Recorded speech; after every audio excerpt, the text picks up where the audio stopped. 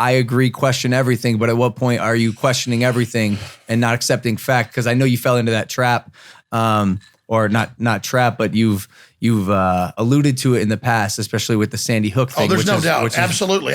I mean, look, here's the deal. You've had the New York Times knowingly lie about WMDs in Iraq and ended up killing over 2 million people. Madeleine Albright, the Secretary of the State at the time, went on 60 Minutes. You can pull it up. Madeleine Albright says 500,000 kids, a good price to pay for victory in Iraq. Mm-hmm. Now, I didn't kill 500,000 kids. She's bragging that that's a good thing. I haven't killed one kid, but I am the devil. They probably had, no exaggeration, 100 major newspapers last week, cover stories saying I'm the devil. I was bad to question Sandy Hook. I wasn't the original guy to question Sandy Hook. I don't think they're saying you're the devil, just the thoughts that sometimes that you implant in people's minds, whether they're just seeds for now, can grow to become something dangerous. Well, absolutely. That's the thing that's like Judas Priest got sued because they had the song Beyond the Realms of Death back in the 80s, and some kid got depressed and blew his head off with a shotgun. And they said, your song, that's like saying Romeo and Juliet, going back to Shakespeare's time, it was so powerful that some women particularly would go hang themselves because they heard that love story and it touched them so much. So should we ban Shakespeare's Romeo and Juliet? I mean, if we're being lied to so much and then people have to question something, and then that causes some problems, that's just the nature of the world. Getting in your car or motorcycle and going on the road, you could die. You could kill somebody else. You're not trying to.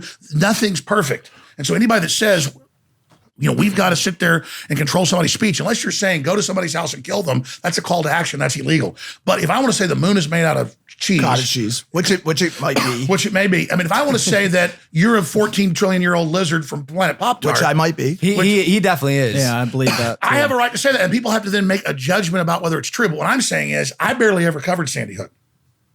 And so they then made it all about me and started saying, Alex Jones, Sandy Hook, he's sending people to their houses, he's harassing them. When I've been sued over this, so I have the depositions, I've looked at the documents. We covered like 20 times on air, did like segments on 20 shows over like the first 3-4 years. Barely covered that. I've probably done 200 segments, 500 segments on AOC or something. Other people were talking about it. They then make it my identity. I go, oh, that's not me.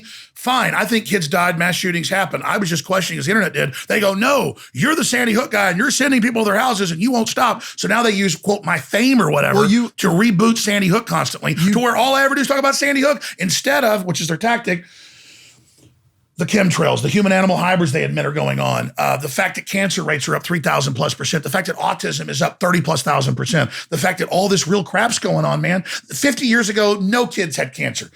Scientists would fly across the country to see a kid that had cancer. I can walk to the mall now and walk 100 yards and see a couple kids with cancer. That's the big news, not the big bad Alex Jones question Sandy Hook, which I'm happy to talk about. I get they've written literally 100, they've written over 1,000 articles that have been syndicated, over 100,000 articles. We had a LexisNexis Thomson Reuters analysis done 2 months ago.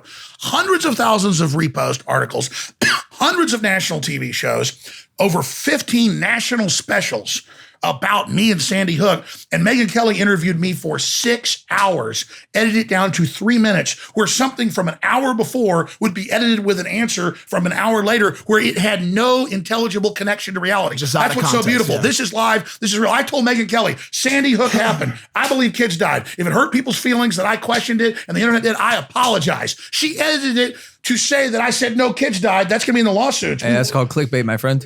And then they sued me for her edits. Yeah, you fucked up. That woman is, because we recorded it. The point is, we're getting the video, though. We're getting it from NBC, and we are going to shove it up their ass. Put it right up you in there. Goddamn lying whore. Excuse me.